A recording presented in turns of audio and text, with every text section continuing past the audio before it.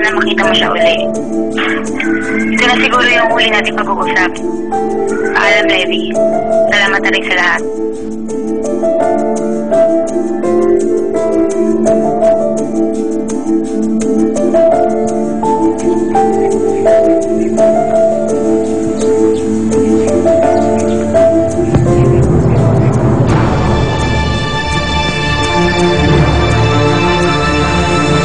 Rachel.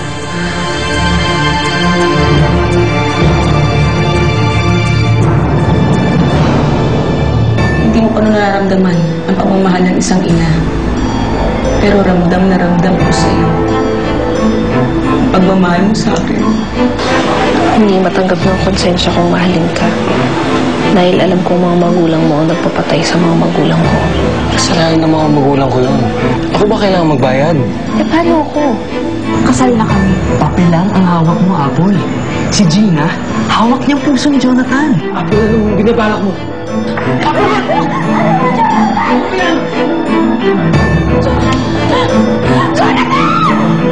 Bakit kayo nagsinungaling ni Joanna tungkol kay Rachel?